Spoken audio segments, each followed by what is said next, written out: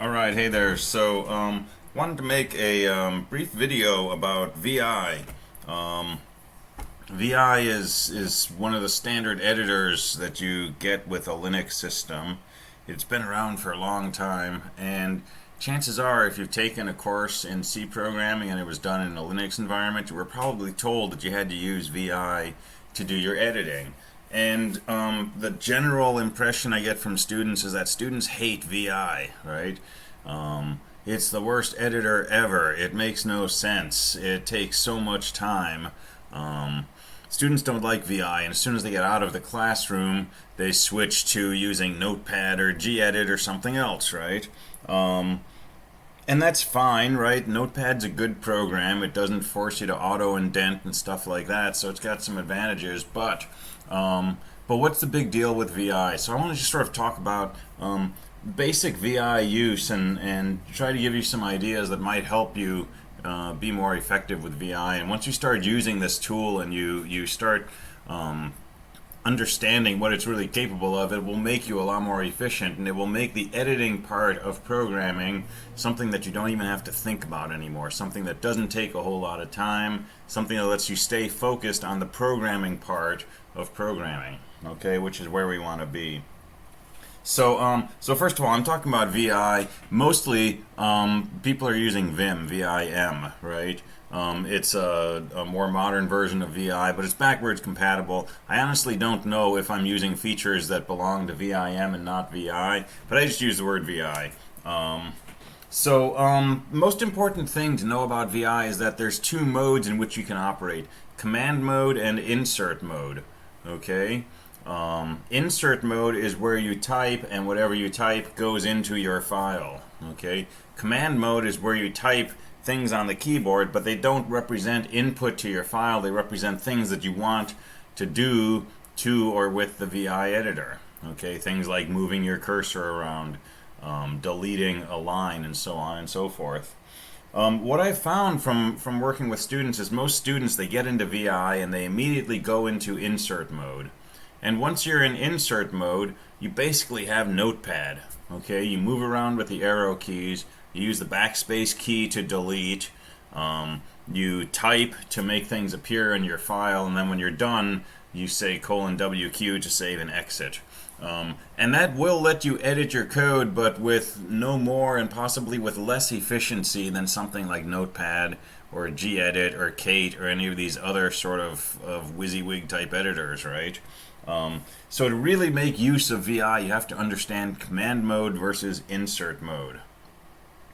Alright, insert mode is where you're typing and what you type goes into the file. So if I just bring up a VI window and I start off in insert mode, this is some text that's going into the file. And whatever I type, whatever I do, becomes my file content.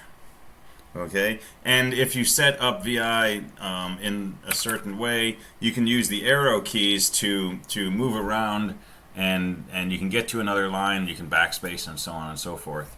But what we really want to do is spend most of our time in command mode, because in command mode I can do things like go up to this line and go over to the quotation mark and say delete the end of that line, or come down here and say go to the end of the line and back up 2 spots and replace this with the letter Z. Right? And doing these things by just moving around with the arrow keys and backspacing and so on is unpleasant. If I want to join this line with the line below it, I can arrow key down and arrow key to the left and hit a backspace, or I can just hit a Shift J and join my 2 lines. And if I don't want that space there in the middle, I can just hit an X to delete it. So there's a lot of power in VI. And to really tap into that, we need to be spending most of our time in command mode. And the only time we're going to go into insert mode is when we want to insert something into our file, when we want to add some new text. Anything else, we're going to stay in command mode. Okay, so that's the first big issue: command mode versus insert mode.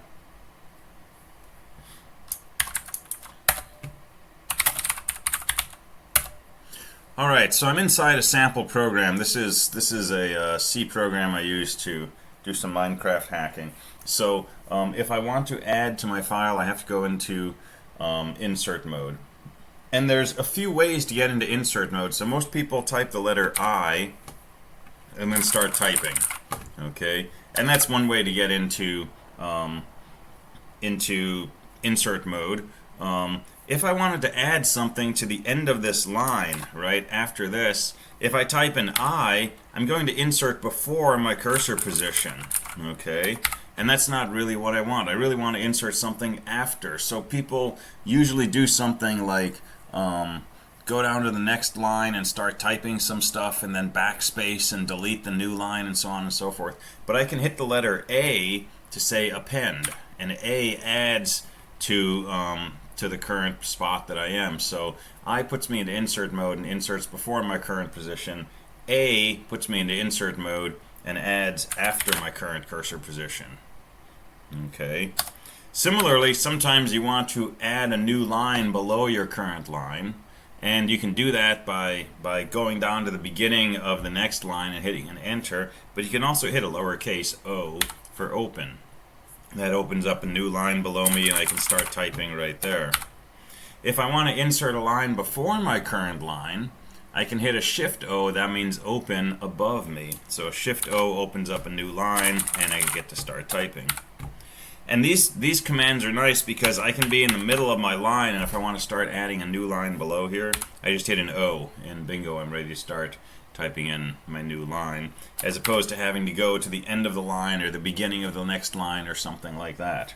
Okay, so I, A, big O, and little o, two ways to get into insert mode.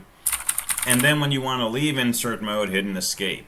And escape will bring your cursor back to the last thing that you type generally. Okay? That's really it for insert mode. Everything else is command mode, right? And if you stay in command mode most of the time, you can take advantage of all these other commands. Okay, so what can we do? We can move around. So how do we move? H, J, K, L. Okay, so let's go down to the middle of this line. J moves me down one line. And you notice it doesn't move me back to the beginning, it just moves straight down if possible. There's nothing on this line underneath, where I was, so I end up in column 1, but on the next line I come back to, the same place that I was before. So J is really just moving down one line. And it's J as in Control J, which is ASCII code 10, which is a new line. K lets you move up, does the opposite of J. H lets you move back, and L lets you move forward. Okay, so H, J, K, L, easiest way to move around. HJKL are also useful if you're playing Rogue, because this is how you move around in Rogue, right? HJKL lets you move, and it lets you fight, and so on and so forth. So this is really useful, for game playing, when you've got some downtime, and that's always good. Alright, that's fine for moving around one line at a time. And honestly, I don't usually use L. If I want to go forward, I just hit a space bar. And a lot of times if I want to move down, I don't need to stay in the same column that I'm in. I just use an enter key, and that's a quick way to move down. So mostly I'm using H to go back, I'm using K to go up, and then I just use enter to go down, and I'll use a space bar to go to the right. Okay, but HJKL are the official ways. But that's kind of inefficient. If I'm sitting here and I wanted to change my comment to say basic server message parser, if I wanted to change that to something else, right, I'm going to have to hit a whole bunch of arrows or a whole bunch of L's or a whole bunch of spaces, and maybe I have my key repeat set on so I can do this. But that's really inefficient, right? So there's better ways to move around. So if I hit a W, that will move forward one word at a time. So CHAR, that's all the word. If I hit a W, I get to the asterisk. W again gets me to buffer, and then my comma, and so on and so forth. So that's more efficient for moving around. And if I want to go backwards a word at a time, I can use B. Okay, so B goes backwards, W goes forward. And if I know how many words I want to go forward, I can say something like 5W, and that'll move me forward 5 words. And so that's more efficient. And similarly, if you want to go up and down a number of lines, Control D moves you down half a page, and Control U moves you up half a page. So that's a quicker way to go up and down. Okay, also, if you really want to move around somewhere quickly, you can use the uppercase G command. So suppose I compiled my code and I got an error saying, error on line 173. I can type 173 in an uppercase G, and that takes me right down to line 173. Okay, and if I hit Control G, I can see where I am. I'm in my file sample.c. It's been modified, and I'm at line 173 out of 852 lines, 20% of the way through my file. Those are kind of handy to use, right? And so we're moving around in our file, right? We're in command mode. If we're in insert mode and we say, 173G, it's going to insert 173G into our file, okay? If I want to get to the first line of the file, it's just 1G. If I want to get to the last line, I don't know how many lines are in my file. I can just hit a Shift-G. That means go to the last line of your file, all right? So pretty easy to move around the file in these large steps. Also on a line, if I want to get to the end of a line, I can hit a $sign. If I want to get to the beginning, I can hit the number 0. Okay, so if I want to change my message, my comment on here, I could do a $sign. I could do a few B's to go back, and then I could change this to, general instead of basic. All right, let's talk about deleting. Because a lot of times we want to delete things in our text, and if you're in insert mode, you delete by using backspace. Okay, it's very slow. It's one character at a time. If I want to get rid of a single character, right, I can do that by hitting an X. So for example, let's come down here to where I say floating point, and I've got a typo in here, right, and I want to get rid of that O. I can just hit the letter X. That means delete that character, right? Because I'm in command mode, so backspace isn't going to work for me. So I can do X to get rid of a single character. I can do DW to get rid of an entire word. Right, so if I wanted to get rid of those first few words, I could have just done DW a bunch of times. If I want to do multiple DWs, I could say, for example, 3DW, and I'll get rid of 3 words, slower but fewer. Okay, another option is, maybe I want to get rid of this whole comment. I can hit a Shift-D, and that'll delete from my current character to the end of the line. So there's a Shift-D, takes that whole thing out. And I can delete an entire line by saying DD. So if I want to get rid of this change dir command, right, I can just hit DD, deletes the whole line. Alright, another thing to note, anytime that we delete something, it goes into something like a clipboard. It's called a paste buffer or a yank buffer.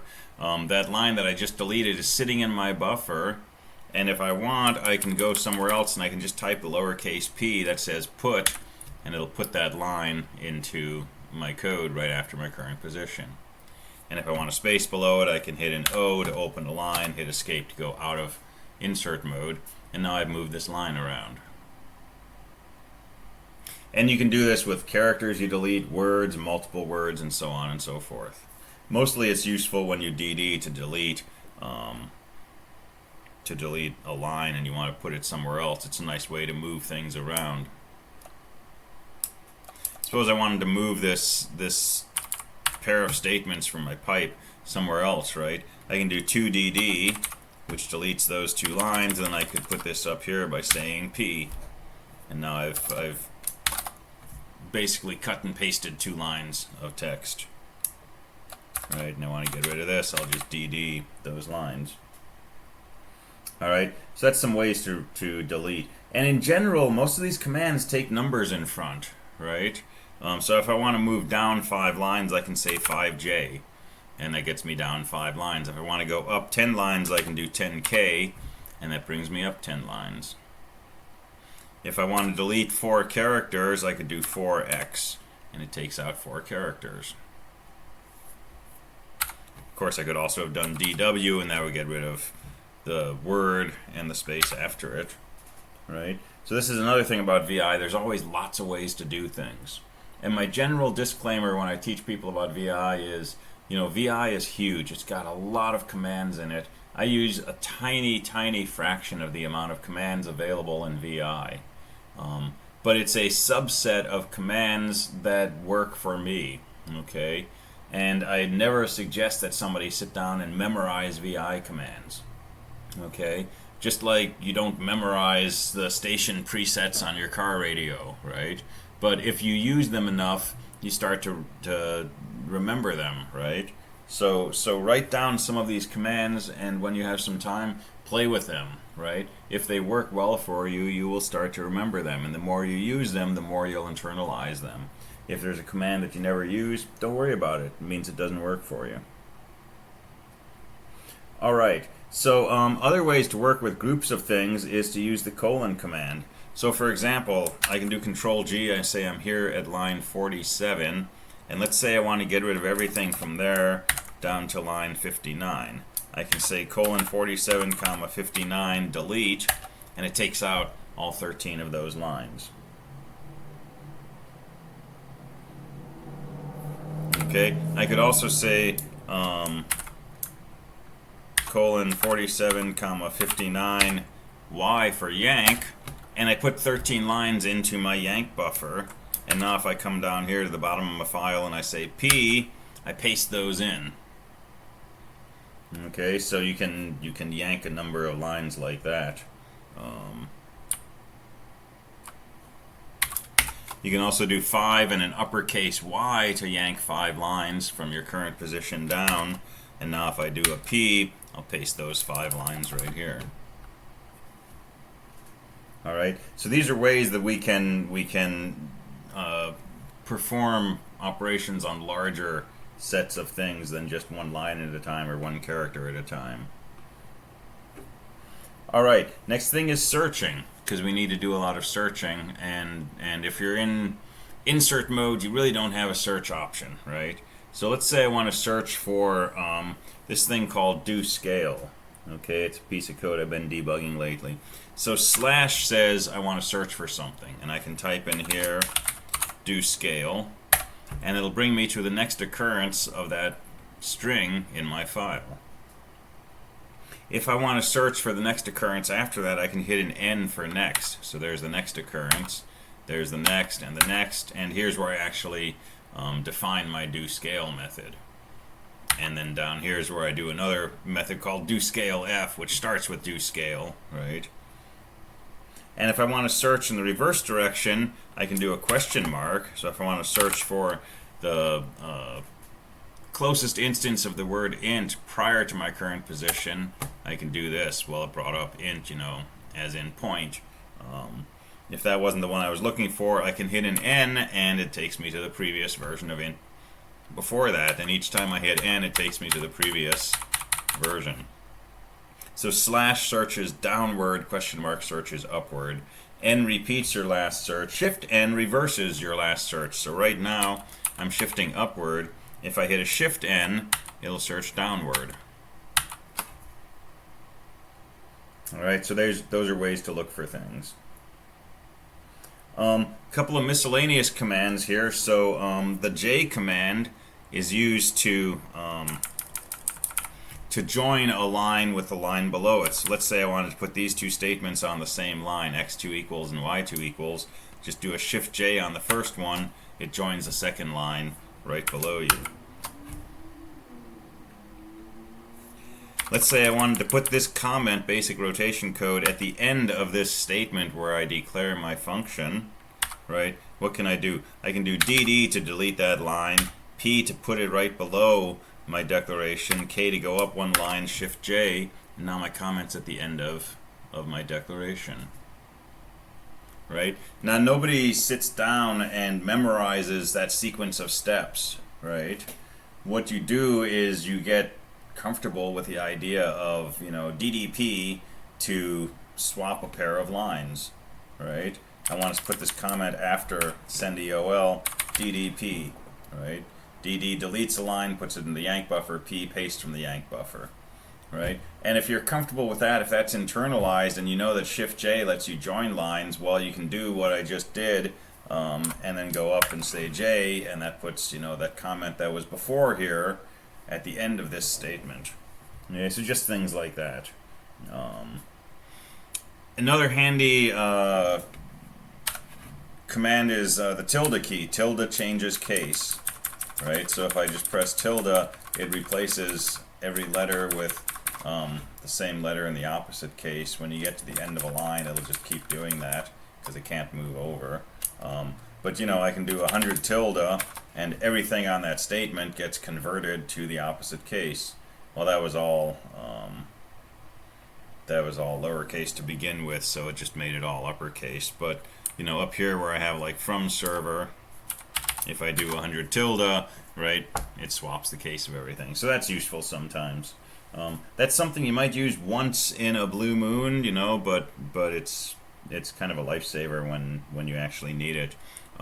Incidentally, I'm doing a lot of undos on here. You always have a U which will undo the last thing that you did. Okay, and if you make multiple changes, right, and you want to undo all of those and you haven't left the current line, you can do a shift U. That undoes all of the changes that you've made on that line. Alright, a general useful command to know is period. Period lets you repeat the last command. So for example, let's say I want to change my indenting on these lines and I want to take out 2 spaces, so I hit 2x. I can hit J period and it'll repeat that 2x. Right? Or let's say I want to add some indenting. I want to add 4 lines of indenting, 4 spaces of indenting to each of these, right? I can hit enter to go to the start of the line, hit a period, and I can just keep doing this, right? And period will always repeat that last command. This is useful when you want to obliterate sections of code. DD gets rid of a line. If I just hit period, it'll get rid of, you know, whatever line I happen to be sitting on. If I just lean on the period button, it just starts deleting. Period is useful. It will repeat generally whatever the last command was that you used. Alright, another useful command is CW for change word. CW is actually another way that we can go into insert mode, but it also executes a command first. So let's say I want to change this from saying flush the success message to you know, flush the message, or flush the pending message, right? So I could delete this word and then I could go into insert mode, right? But I can also just say change word, CW. It puts a $sign to show me where this word ends, okay? And then I can start typing, and whatever I type will replace the word that I was sitting on when I said DW, right? And I can undo that if I want by just saying lowercase u. Alright, there's commands we can execute by typing a colon. Colon takes us into a whole nother area of possibilities. So for example, when I type a colon, I can type an exclamation mark and put in a command. So suppose I want to know what files are in my current directory. I can say colon exclamation mark ls, and it runs an ls command. Okay, and it shows me I've got you know, all of these files sitting in here, aaa.aaa and GPU cache and so on and so forth. And it says press enter or type a command to continue, so I can hit an enter and go back into where I was. And I had a file in there called header, okay, which is a boilerplate file header that I just created. I can say colon, let me save this file, I can say colon vi space header and go in and edit my header file. Okay, so colon vi space something lets you go into a new file. If I want to go back to my first file, I can actually hit Control 6 and that'll bring me back to my original. So let's say I wanted to include this header file into my current file. And let's say I want to put it right after this point right here. What I can do is I can say colon read space header, and it will read the contents of that file and load that contents into this file right at this spot. And then I can go down here and I can add, you know, my date, for example, and clean it up and so on and so forth. So if you have a file that you want to include, or if you have a file with a bunch of code in it that you want to use, that can be useful. right? Another thing you can do is for example, let's say I have this statement that I want to put into another file, right? I'm sitting right here and I want to write 1, 2, 3, 4, 5, 6 lines into a file. I can say colon dot comma dot plus 6 right into temporary, and now I've got a new file called temp, right? And if I get out of here and I look at temp, it's got those lines that I just wrote. And if I wanted to put that somewhere else in my file, I can just say colon read temp, and it pulls those lines in right here. I did dot colon dot plus 6, so I actually got 7 lines. So I can delete the extra one. Alright, so you can do colon R to read a file, you can do colon exclamation mark to look at commands. You can combine those. Suppose that I wanted to have my header here, and I wanted to put in today's date. I can say colon read from the command date, and that will execute the command date, take the output of it, and load it into my file right here. And now I just go up one spot, hit a Shift J, and I've got the date and timestamp, in my file.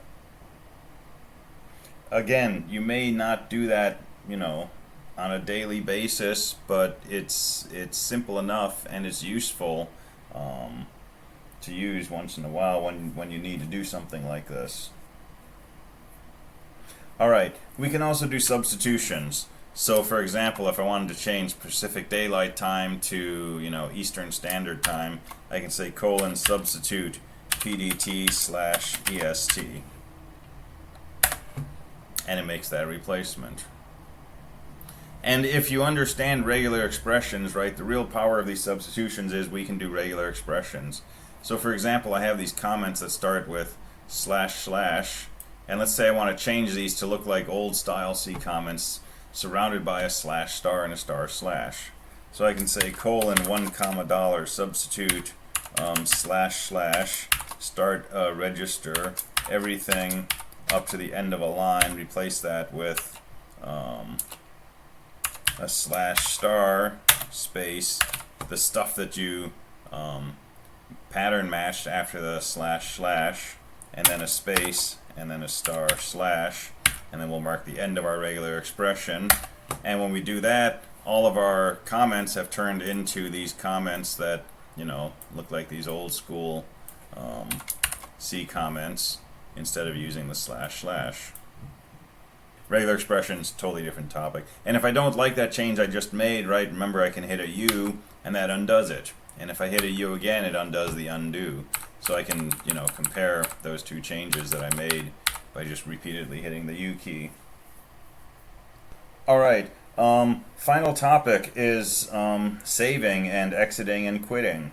Okay, I've made a bunch of changes to my file. If I say Control G, it tells me my file is modified. If I try to quit, it's going to say you've made changes and you haven't written. Okay, if I don't want to save these changes, I really want it to quit, I can say Q exclamation mark, and that'll force it to quit right there. Okay, if I make some changes and I want to save those, I can hit colon W. That writes them out, and now my file is not modified, and if I want to quit, I can just colon Q. Okay, if I want to make changes and save them and quit, I can do colon WQ. That says write and then quit. Alright, the other thing is, as a general matter of practice, don't write your file unless you've made changes and you want to save those changes. If you want to get out of VI, do colon Q. Okay, the reason being that VI, particularly if you're living in command mode, it's really easy to, you're in the middle of your file and you want to move down with a J, but your caps lock is on, and so you start doing this, and then it's like, oh, that's not what I meant, and you start going down. Okay, I've made a bunch of changes to my file now, right? Which is probably going to break stuff, because now this dupe2 is part of a comment, right? And if I try to WQ from here, my file's not going to compile anymore. So :Q, and if you get this message saying no write since last change, definitely don't just say WQ, say Q exclamation mark, right? Unless you think you've made changes that you want to save, then you have to go back and look at what you did, and if you're using good Git practices, worst case, you've got a recent copy of this in a repo, and you can go back to that. But general habit should be use quit to get out of VI. Only use W when you actually want to save changes. Okay. So that's kind of a longer than I had planned on overview of some things in VI. Really just scratching the surface of what VI can do, but that's a fairly good collection of things that let you be possibly more efficient working in a VI environment. All right, hope that helps for something. Take care, talk to you later. Bye.